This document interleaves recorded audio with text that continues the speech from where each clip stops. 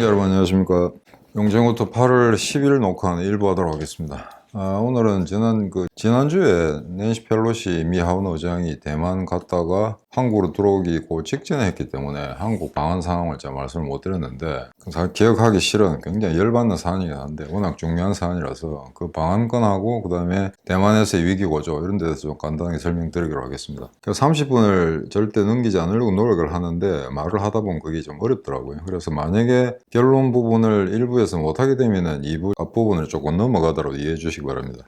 펠로시 이제 순방, 5개국 순방하고 미국으로 돌아갔는데 난리 났죠. 전쟁하기 직전까지 갔다. 전쟁의 날이라고 생각 안 했습니다만 일단 누군가 하나 트리거를 방아쇠를 당기기만 하면은 전쟁이 터질 수도 있는 그런 상황이었습니다. 그게 아니나 다를까 왕이가 천박스럽게 무슨 중국을 괴롭히면 머리에 피가 흐를 거다. 이제 그 표현은 지난번에 시진핑이가 썼죠. 그러니까 이 친구가 그랬었는데, 이 왕이 이 양반 이게 이제 외교장관이긴 한데 서열이 그래 높진 않습니다. 형식적으로는 22, 30이 그 사이인데 실질적으로는 100위권 밖이라는 이야기도 했습니다. 양제츠 그러니까 국무위원, 외교 담당하는 국무위원이 더 이제 높은 자리였고, 왕위는 사실은 별건 아닌데 서구적인 이제 계급 서열에서 보자면 외교장관이기 때문에 어느 정도 예우를 하는 거죠. 근데 이제 이게 과연 능력이 있는 사람이냐? 저는 별로 그래 안 보는 게, 이 사람이 이제 2004년에서 2007년 사이에 주1 중국 대사를 했습니다. 3년 동안 맨날 골프만 쳤다더라고요. 일은 안 하고. 그래서 아마 그때 아베가 그때 왕이하고 시진핑하고 같이 회의를 할 때 일본말로 이제 조크를 했답니다. 아니, 왕이 요새도 골프 잘 쳐? 라고 했다는 이야기죠. 일부러 일본말로. 근데 이제 왜 그 말을 아베가 공개석상에 했냐 그러면, 시진핑이가 자기 부하들이 골프 치는 거 굉장히 싫어한다 그래. 자기가 골프 못 치니까 그렇게 했죠. 그런 이제 하나의 좀 에피소드가 있었는데, 얘는 막말을 막 해댔고요. 이게 지금 난리죠. 중국 국내에서도 이걸 가지고 소위 말해서 국뽕, 무슨 마녀가, 미국의 마녀가 와서 동북아 질서를 어지럽힌다느니 이런 쪽 이제 이야기를 했었는데, 지금 사상 처음으로 중국 해군이 이제 포위를 했습니다. 대만 6개 구역에 전투 연습 전제 군사 훈련을 하는 걸로 그렇게 공표를 했고, 그래서 그쪽으로는 이제 민간 항공기라든가 선박이 접근하지 못하도록 했죠. 그래서 그렇게 완전 포위한 형태로 군사 훈련을 한 거는 사상 처음이고, 거기다가 DF-15라고 이제 동펑, 중국의 이제 단거리 전술 유도탄입니다. 멀리스틱 미사일인데 이거를 갖다 11발을 쐈더만 보니까. 근데 그냥 쏘는 거는 쏘는 건데, 이제 심각하게 우려가 되는 거는 대만을 포위한 상태에서 이제 동쪽에서 서쪽으로, 그러니까 대만 영공을 지나치도록 그렇게 한번 쏴댔던 모양입니다. 근데 그 중에 5개가 일본의 이제 배타적 경제 수역 EEZ라는데 거기에 떨어졌다. 그래서 일본도 이제 심하게 항의를 했고, 일본은 정부뿐만 아니고 아마 자민당 여당이 펠로시의 대만 방문을 환영한다라는 성명서까지 냈습니다. 근데 자국 일본을 방문하는 건 맨 마지막인데, 그거 말고 대만을 방문한 것 자체를 환영한다고 해가지고 또 이제 중국의 심기를 건드리는 그런 일이 있었기 때문에, 그것 때문에 이제 심각한 이제 사태로 에스컬레이트 됐습니다만, 방송이나 이제 주요 매체에서 많이 아마 여러분들 보셨을 겁니다. 중국이 어떻게 대응한가 하는 거. 근데 6개 구역을 군사훈련 지역을 선포해 놓고 그다음에 포위를 한 다음에 나흘 동안의 군사훈련에 들어갔다. 근데 그게 종료가 아직 안 됐죠. 형식적으로는 7일 날 끝난다고 했으면 지금도 실시를 하고 있습니다. 근데 그걸 보게 되면 이런 생각이 안 드십니까? 과연 지금까지 아무런 준비도 안 하다가 그날 8월 4일부터 갑자기 저런 훈련을 했을까? 그건 아니죠. 그건 아닌데 4, 5, 6, 7 군사훈련의 특징들을 보면은, 이 소위 말해서 대만을 침공하겠다는 중국의 원 시나리오가 그대로 드러난 그런 훈련이었습니다. 그래서 이제 이게 대만 침공하는 훈련을 갖다 꾸준히 쭉 해오다가 이번에 낸시 펠로시가 대만을 방문하는 계기에 한번 이제 전격적으로 해보자. 그래서 계속 이제 후속타로 이제 군사훈련 속행을 하고 있는데, 대만도 이제 맞받아쳤죠. 사실은 대만도 낸시 펠로시가 방한하기 이전부터 군사훈련을 했습니다. 그러니까 중국군의 침공의 상기작전에 대비해서 그걸 막아내는 그런 군사훈련을 했었고요. 물론 규모가 그래 중국에 비해서는 크진 않습니다. 이제 그런 상황에서 이제 중국이 저렇게 아주 이제 극단적으로 협박을 하는 강도로 나오니까 대만에서는 마침 잘 됐다. 너가 어차피 그런 어떤 침공 시나리오를 가지고 하는데 우리도 그에 맞춰서 대비책을 갖다가 실전하듯이 한번 연습을 갖다가 되풀이해 볼 수 있겠다라고 이제 자신만만한 그런 포부를 드러냈습니다. 근데 중국이 의도했던 게 좀 실패했던 게, 이런 식으로 음포를 놓고 막 이렇게 얼음장을 놓고 공포 분위기를 조성하면은 대만 내의 어떤 민심이 굉장히 흔들리면서 친중파가 득세를 하고 이제 정신적으로 아수라장이 되는 그런 걸 기대했었는데, 생각보다 대만이 굉장히 굉장히 차분하게 대처했습니다. 그리고 물론 그 안에도 친중 세력이라든가 대만의 안보를 위해하는 그런 집단이나 개개인들이 있겠습니다만, 일단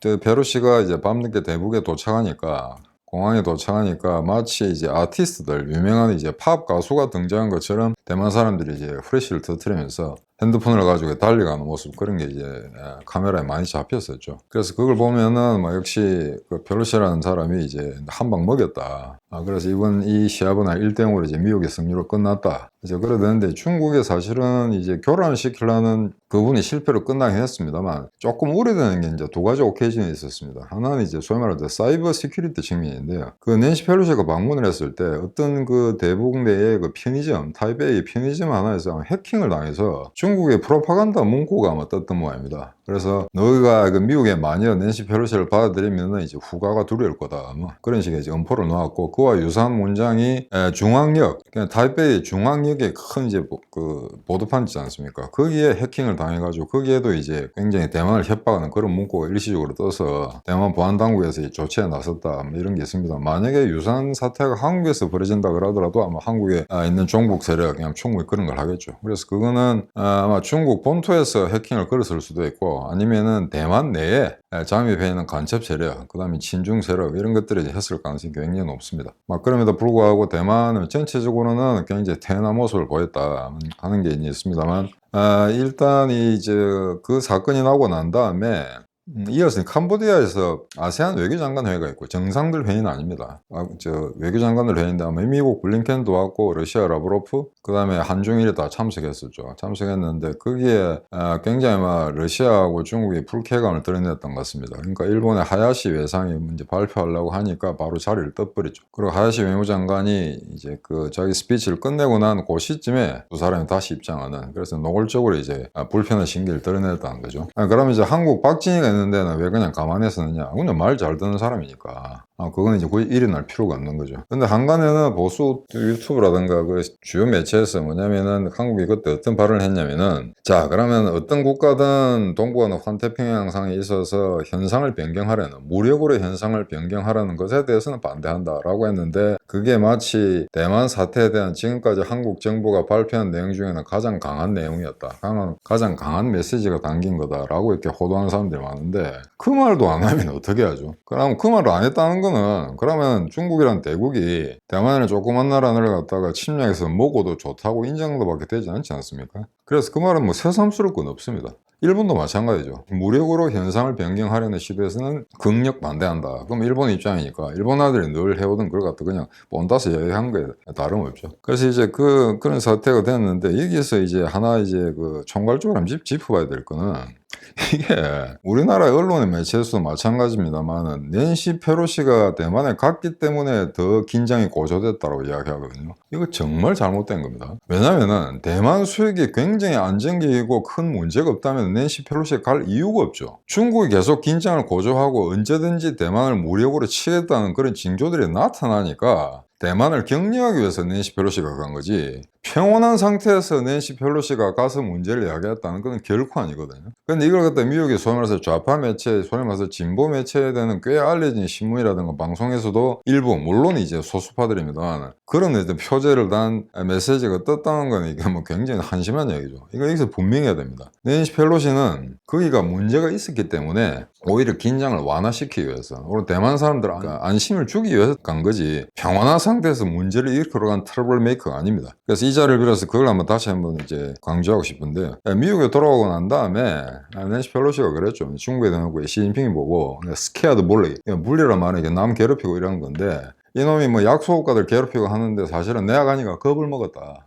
결국에는 실제 그 비행기가 떴지만은 뭐 공포사격이라든가 대응사격 하지도 않았고, 대만을 향해서 군사훈련을 하는 거로 이제 끝냈다 이거죠. 그 다음에 또 웃기는 거는, 낸시 펠로시가 대만에 있을 때, 대만에 이제 거기에서 체류하고 있을 때 그때 난리를 쳐야지, 떠나고 나니까 군사훈련 했거든요. 왜 이놈들이 이런 짓거리를 하는지 나중에 종합적으로 제가 결과를 말씀드리도록 하겠습니다. 이게 그러니까 물리라는 말, 스케어드 분리를, 그러니까 시진핑을 직접 들었더라면 굉장히 불쾌하겠죠. 그러니까 저 자식이 이제 덩치는 크고 말마다 머리에 뭐 대가리에 피가 흐르니 그딴 말은 하는데 직접 행동에 옮기지 못한다 이겁니다. 그러니까 바이든도 쫄봅니다만, 제가 알고 있는 중국 전문가들도 실제 국내 정치상에서 시진핑이가 그렇게 그렇게 대우만 그런 가치를 가진 놈은 아니라는 거죠. 거기도 쫄보기는 마찬가지라는 이야기입니다.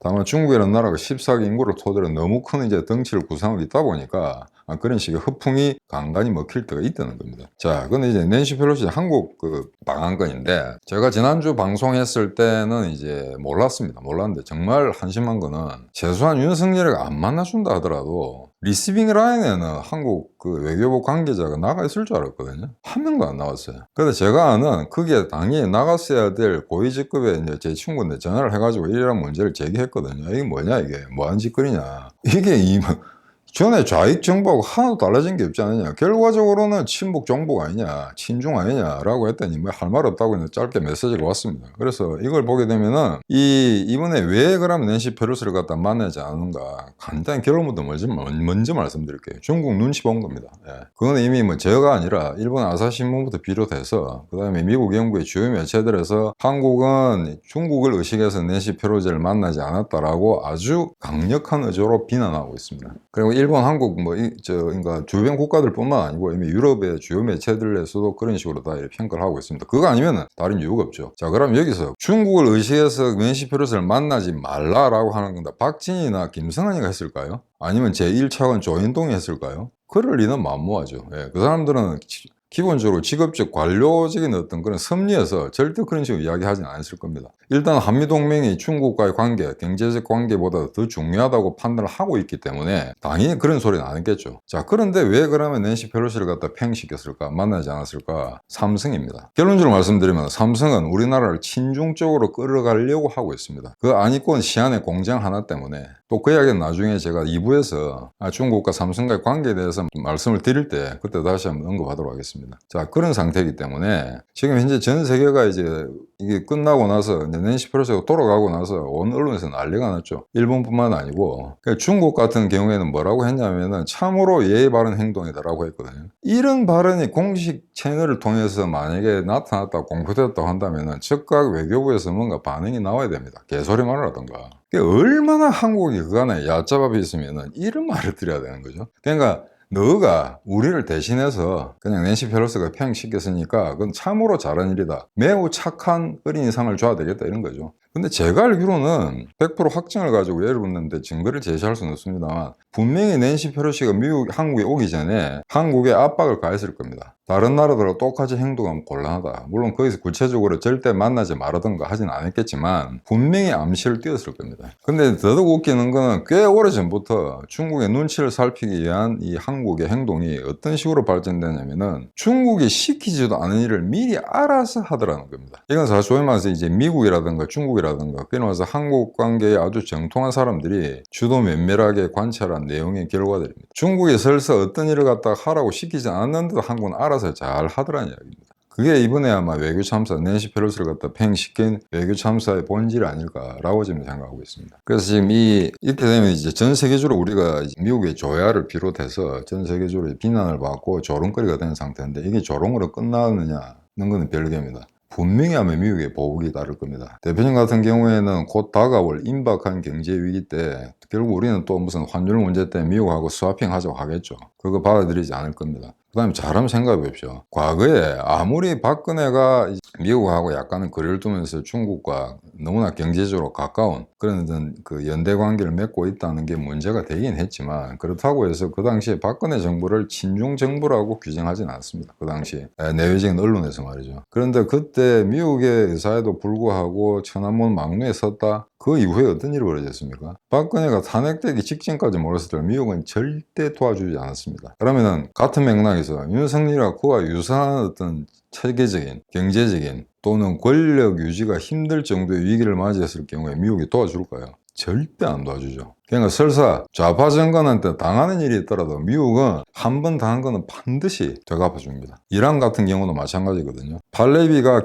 그게 예컨대 아랍 혁명이 일어났을 때 이슬람 혁명이 일어났을 때 그걸 몰랐을까요? 대사관이 습격당하게 하기 전까지 몰랐을까요? 미국은 알았죠. 알았지만 팔레비를 도와줄 생각이 없던 겁니다. 예. 그 이전에 팔레비가 미국의 의사, 미국의 이익을 거슬러서 하는 행동들이 꽤 있었기 때문에 그래서 미국은 이렇게 공개적으로 발표하지는 않습니다만 반드시 모욕을 당한 부분은 반걸 가해서 그 이제 피해 당사국이 사실은 어떤 일 때문에 미국 우리한테 이런 피해를 주는가, 보복을 하는가를 알지도 못하게 한 대 갈기는 거죠. 그런 게 곧 조만간 올 겁니다. 근데 아마 들리는 소문에 하면은 낸시 펠로시 이 양반이 윤석열이가 만나주지 않았다는 것보다는 리시빙 라인에 아무도 없었다는 거, 거기에 대해서 더 아마 개인적으로 불쾌감을 드러냈다는 이제 후문이 있습니다. 국회에서 외교에서 아무도 안 나가니까 국회에서 나가려고 했는데 미 대사관을 접촉하니까 미 대사관 기분 나쁘니까 야 그럼 내버려둬라 라고 했겠죠. 국회에서 누가 나가겠습니까? 국회의원이 안 나가는데 국회에서 아무리 높다고 해봐야 정부 대표가 아닌데 그건 의미가 없죠. 그렇기 때문에 이거는 간단히 규정해서 아마 요 최근에 벌어진 한미 관계에 있어서 가장 큰 외교 참사가 아니었나 그렇게 생각되는데, 어느 정도 후가가 나올 거는 아마 삼성과 윤석열이 알아서 하면 되겠죠. 자, 그러면은 옛날에 이제 사드 배치했을 때 중국이 이제 난리를 쳤죠. 지금도 이제 그 문제가 해결되지 않았습니다만, 이번에 이제 중국에서 바로 어제였던가요? 왕毅을 만나러 청도에서, 북경도 아니고 청도에서 박진 외교장관이 가서 만났는데, 거기서 사실은 치4 동맹의 문제가 가장 큰 화두로 떠올랐어야 되는데 마치 그런 건 없었다는 듯이 슬쩍 흘리 지나갔습니다. 근데 분명히 이야기했을 겁니다. 이야기했는데 아마 대표님께서 일단 그 규정을 하셨기 때문에 그 논리에 따라서 제가 간단히 더 추가적으로 말씀드리죠. 일단 삼성은 한국을 친중국가로 이끌려고 합니다. 이끌려고 하는데, 그럼에도 불구하고 형식적으로는 너무 노골적으로 친중이라는 걸 보여서는 곤란하기 때문에 이번에 임시회의, 치4 임시회의에 참가한다고 통보를 했습니다. 근데 일부 매체에서는 윤석열 정부가 참가한다고 통보했기 때문에 이제는 중국과 연을 끊었다고 섣불리 판단하는 사람들이 꽤 많습니다. 그래서 우리는 이제 중국에 빚이 없다, 삼불선언 그런 거 다 지나간 거다 라고 이제 쉽사리 이제 규정해버리는 그런 유튜브들이나 농객들이 많은데 절대 그렇지는 않습니다. 그러니까 이거는 이런 거죠. 형식적으로는 미국의 눈치를 보면서 그래 협의는 하겠다라고 하면서 아마 이번에 가가지고 이렇게 이야기했을 겁니다. 내가 형식적으로는 치4 동맹에 가입하는데 결코 너희들의 핵심적인 이익을 거스른 일은 하지 않겠다. 그래서 아마 해방을 놓거나 깽판을 쳐서 실질적으로는 치4 동맹이 무야무야 되는 그런 식으로 하면 그 역할을 한국이 하겠다고 왕이한테 이야기했을 겁니다. 그러니까 그런 민감한 사항은 보도되지 않죠. 그러니까 그게 하면 극히 소수인만 들어가서 이야기를 했다 그러는데, 통역한 사람은 이런 사람 알 수 있겠죠. 그런 사람 붙들어가지고 기자들을 물어보면은 아마 도망 못 갈 겁니다. 그래서 아마 이거는 결국은 안심시키러 갔다는 거는 정말 웃기는 이야기죠. 왜냐하면 미국이 중국을 배제하기 위해서 만든 게 치4인데 그걸 중국에 가가지고 이거는 특정 국가를 대상으로 한 게 아니다 라고 이야기했을 때 중국이 피식울지 그걸 받아들이겠습니까? 그 다음에 대내외 언론을 향해서도 특정 국가를 겨냥하는 게 아니다라든가, 아니 치4 동맹 미국이 제안해서 만든 건데 지는 지분이 없는데 아직 만들어지지도 않았는데 거기서 이거는 전체를 아울려야 된다. 반도체를 생산 개발하는 이해 당사국들이 뜻을 모아서 그런 국제적인 공동체를 만들었는데 그건 미국의 의도와 전혀 반대되는 거죠. 근데 이런 거를 갖다 하고 이런 말을 갖다가 내뱉는다는 것 자체가 정말로 그렇게 믿고 하는 건지, 정말 그렇게 믿는다면 이건 바보죠. 거의 IQ 이제 두 자리 숫자도 안 된다고 봐야 되겠죠. 그런데 그걸 갖다가 만약에 알고서도 그런 말을 한다는 거는 분명히 그 배후에 사악한 의도가 있다는 겁니다. 그러니까 여러분들 삼성이 지금까지 한국의 어떤 세계적 위상을 제고하는데 상당한 기여를 했다는 거를 갖다 부인하지 않겠습니다만, 단순히 그 사실에 근거해서 삼성이 어떤 일을 하건 그건 아마 한국의 총체적인 국가 이익을 위해서 하는 일일 거라고 착각하시면 곤란하다는 거죠. 그래서 그 부분에 대해서는 대표님이 워낙 수착을 쳐서 강조를 하셨기 때문에 여기서 직접적으로 이야기하지 않겠습니다. 자, 그런데 그러면 지금 현재도 대만을 향한 군사적 훈련이 계속되고 있는데 그러면은 언제까지 군사 훈련이 계속할 거냐? 아마 점점 강도를 낮추는 건 사실인 것 같습니다. 근데 당장 4월 7일 날 예정했던 그 날짜에 끝낸 건 아니고 지금도 이제 하고 있는데, 이걸 갖다 이번에 낸시 펠로시 방문한 거하고 옛날에 사드 한 거하고 비교해보자면 이런 거죠. 사드는 우리가 배치한 게 아니고 미군이 한국 땅에 배치한 겁니다. 자, 그러면 중국은 미국에다 난리를 쳐야 되잖아요. 그죠? 근데 미국에 난리 치지 않고 그 사드를 받아들여 한국을 족치는 겁니다. 요건 하나. 그 다음에 두 번째, 낸시 펠로시는 한국이 아닙니다. 대만 사람도 아니고요. 미국 사람이 대만에 간 겁니다. 그런데 미국을 향해서는 하나도 문제제기를 하지 않으면서 대만을 협박하는 거거든요. 요게 이제 쫄보 시진핑의 이제 행보라는 거죠. 아직까지는 미국은 대단한 위치에서 경쟁할 능력이 없다는 걸 스스로 인정하는 겁니다. 그러니까 약한 놈만 편다는 거죠. 요런 근성들, 요건 아마 어떤 과거에 제국주의를 하던 나라들 중에 이제 그 후발 제국주의 한 나라들의 하나의 공통적인 특성이라도 할 수 있는데, 이건 뭐 보면 아직 중국이 멀었다. 중국은 여전히 약한 놈은 편다. 그런 식의 어떤 그 해설을 여기서는 가능하겠습니다. 근데 과연 이제 군사적 압박 이런 게 가능하겠느냐. 그러니까 대만에서는 웃긴 소리 말해야죠. TSMC 회장 같은 경우에는 어차피 지금 현재 반도체 어떤 그 상호 의존적인 어떤 연결망 이런 상태에서 대만의 반도체 가지고 중국이 먹고 사는 부분이 굉장히 많은데 너가 어찌 우리를 치겠느냐. 만약에 너가 군사적으로 대만을 갖다가 이제 폭격해서 완전히 이제 무력화시킨다든가 황폐하게 만든다면은 너가 지금까지 누리는 수익 자체도 날아가는 거다라고 이제 대차게 이야기를 하는 거죠. 이런 점이 이제 삼성과 굉장히 이제 비교되는 그런 측면입니다. 근데 군사적 압박이 이게 쉽지가 않은 게 지금 이번에 이제 대만을 포위하면서 가장 근접한 자리가 북서쪽하고 이제 남서쪽입니다. 제가 북쪽 끝단하고 이제 남쪽의 끝머리죠. 근데 왜 그러냐면 이게 섬인데 어찌 보면 이제 그 중국 본토에서 상륙하기 가장 좋은 건 서쪽입니다. 서쪽 해안입니다. 그런데 여기는 노르망디처럼 그런 양질의 모래밭이 없습니다. 그래서 사실은 여기 이제 그 만약에 서쪽에서 중국 함대가 상륙을 한다 그러면은 가장 높은 산 옥산이던가요? 거기서 완전히 철저하게 100% 이제 상륙정들의 상륙작전을 감지할 수 있기 때문에 서쪽에서 무대포로 이제 접근한다는 굉장히 무리라는 거죠. 그리고 이제 그 동쪽의 산맥, 굉장히 높은 산들이 동쪽으로 치우쳐져 있습니다. 대만에는. 그래서 주요 이제 그 전투기라든가 제2차 타격을 할 수 있는 자산들은 이제 그 산맥에 지하 경도를 만들어서 북한처럼 숨겨놓은 그런 상태입니다. 그래서 1차 제지선이 무너진다 하더라도 2차 타격을 가할 수 있는 자산들은 동쪽에 접근시키고 있다는 거죠. 그래서 지금까지는 대기 군사 전문가들이 만약에 중국이 대만을 친다면은 서쪽이 아니고 동쪽에서 칠 거다. 그래서 이번에 처음으로 아마 완전히 포위한 상태에서 에워쌌는데 그 남쪽의 군사훈련구역이 가장 컸습니다. 남서쪽에 있는. 그게 어느 쪽 그 해안에 어느 지점까지 접근했냐면 무려 22km 지점까지 접근했고요.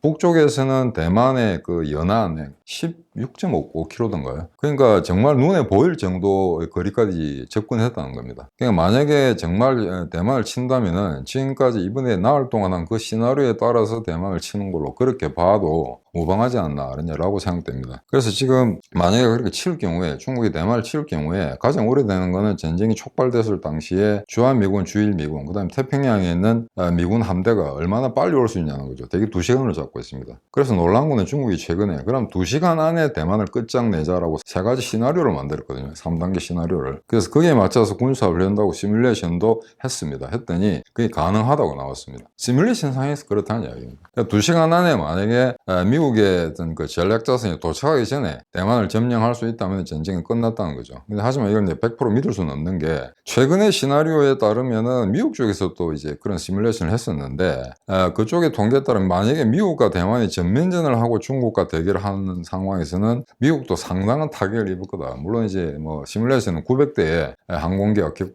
격파되는 그런 결과가 나왔다. 하지만 중국이 대만을 결코 점령하지는 못했다라는 게 이번 미국이 추진한 시뮬레이션 게임의 이제 결과였습니다. 물론 이제 시뮬레이션이라는 거는 결과지 그 러시아가 우크라이나를 칠 때도 시뮬레이션 안 했겠습니까? 다 했겠죠. 다 했는데 막상 전쟁을 해보면 그게 계획대로 그렇게 뜻대로 돌아가지 않는다라는 걸 이제 알 수가 있는데 일단 이제 문제는 일본이 이 사태에 대해서 가장 우려하는 것 같습니다. 그러니까 일본이 우크라이나가 당하는 걸 보고 야 이거 큰일 났다. 헌법 개정에서 이제 정상국가로 돌아가지 않으면은 결국 스스로를 지키지 못하는 국가, 스스로를 지키지 못하는 군대는 존속할 수가 없다. 곧 패망한다라는 결론에 도달한 것 같고 이번에 또 이제 대만 위기에 대해서 더 일본이 이제 걱정한 것 같습니다. 그래서 극단적으로 말씀드리면 대만이 만약에 중국한테 점령 당한다면 그 다음에 일본입니다. 대만 바로 뒤에 센카쿠 열도라는 게 있죠. 그래서 그쪽에는 사실은 일본 영토로 되어 있습니다만은 뭐 경찰관밖에 없거든요. 그래서 아마 순식간에 중국이 일본과의 전쟁을 갖다가 불사하는 경우에는 그런 섬들도 이제 단시간에 장악될 수가 있거든요.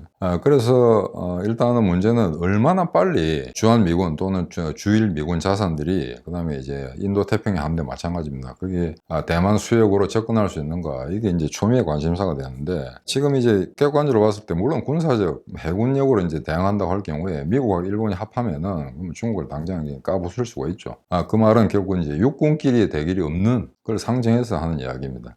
그건 뭐 객관적으로 충분히 이해가 되는데, 문제는 대만을 사수하기 위해서 미리 접근했을 경우에 어떤 결과가 나타나냐, 이거는 상당히 예측하기 힘듭니다. 왜냐하면 중국은 본토에서 계속해서 병참선을 늘릴 수가 있거든요. 항공기를 대여하고 그 다음에 항공모함에 이제 나와가지고 거기서 계속 전투를 이어갈 수 있는 능력은 있습니다. 그리고 기지, 대만을 향해서 공격을 가할 수 있는 해군 육군의 기지가 무려 40군데나 됩니다. 자, 그런데 그건 해상이니까, 해상에서 미국, 일본으로는 육지가 없죠. 해상에서 하는 전투기 때문에 미국, 일본 같은 경우에는 단 2개밖에 없습니다. 기지가. 이쪽은 40개의 기지가 있고 이건 2개 기지밖에 없다는 이야기죠. 물론 핵 잠수함도 있고 그 다음에 미국이 이제 전선으로 360을 가동할 수 있는 핵 추진 항공모함이 있기는 합니다만, 결국은 기지를 40개 둔 나라하고 어느 정도 효과적으로 전투를 할 수 있을까? 그런 와중에 대만이 과연 이제 생존 유지할 수 있는가 하는 문제는 실제 전쟁이 일어나 봐야 하는 건데, 그거는 우크라이나 사태 우리가 보시는 것처럼 중국, 대만에 사는 사람들을 얼마나 대만에 사수하겠는가라는 의지의 문제, 그런 거는 도저히 이제 양적으로 이제 계량할 수 없는 그런 내용들입니다. 그게 변수가 되는 건지 단지 군함 척수라든가 그것 가지고는 이제 해결이 안 되는 거죠. 다만 이번에 하나 재밌는 거는, 만약에 그런 사태가 터졌을 때 양국의 그 전략자선들이 어떻게 동원되는가 하는 걸 갖다 한눈에 볼 수 있었습니다. 이번에 중국이 2대 항공모함을, 항모 전단을 갖다 다 이제 출격시켰죠. 그 다음에 미국 같은 경우에도 항모 2척, 로널드 레이건을 포함해서, 그 다음에 강석 36항 2척, 그러니까 4척의 준항모, 순항모들이 이제 대기한 상태고요. 그래서 아마 서로 이제 뭐 사격을 하지는 않았습니다만, 만약에 대만에 일단 유사시 그런 어떤 중국과 미국의 대결이 벌어졌을 때 어떤 양상을 드러낼 건가 하는 전체적인 일반적인 그림은 아마 이번에 분명히 아마 확인을 했을 거라고 그렇게 생각하고 있습니다. 지금 세상이 상당히 이제 시끄러운데, 올해 말까지 이제 평화는 없습니다. 근데 지금 신문지상에서 평화는 언제 오냐 이런 이제 한간 소리 들은 논객들이 꽤 있습니다만, 올해 안에 그런 평화는 오지 않습니다.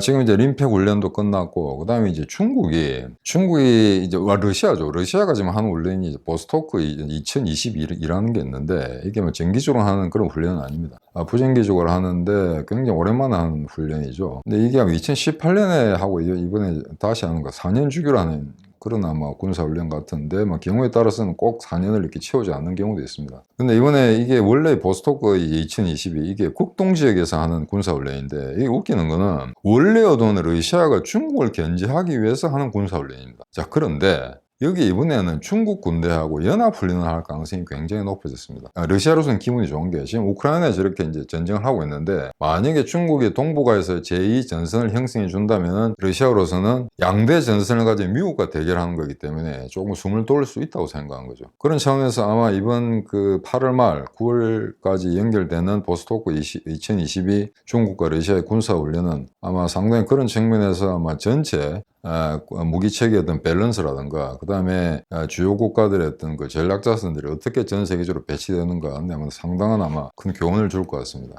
그리고 이제 미국도 중국을 견제하기 위해서 이번 10월 달에 인도하고 연합 군사훈련을 하는데, 그거는 해양이 아니고 북쪽입니다. 히말라야 산맥에 있는 쪽. 그러니까 그거는 이제 중국을 의식해서, 중국의 어떤 침범, 국경 분쟁 이런 걸 의식해서 미국의 지원을 받아서 인도가 추진하는 군사연합훈련이죠. 그래서 이렇게 이번에 이제 대만 사태 보시는 것처럼 이제 세상이 굉장히 이제 어지러워지고 있는데, 아마 이런 이제 긴장, 위기, 고조 상황, 이건 아마 올 연말까지는 계속 진행될 것 같습니다. 오늘 1분 여기까지 하도록 하겠습니다. 감사합니다.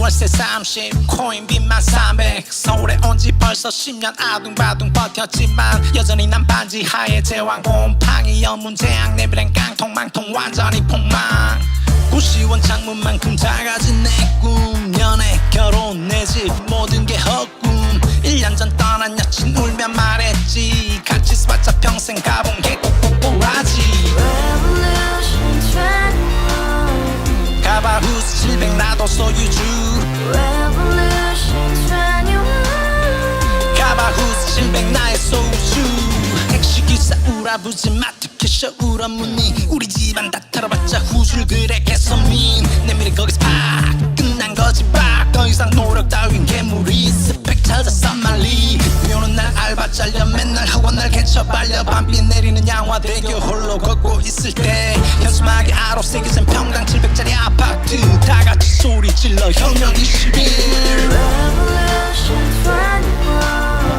21 가바후스 700 나도 소유주 Revolution 21 가바후스 700 나의 소주 You and I, we live together in the house Brand new day, and your dream had just begun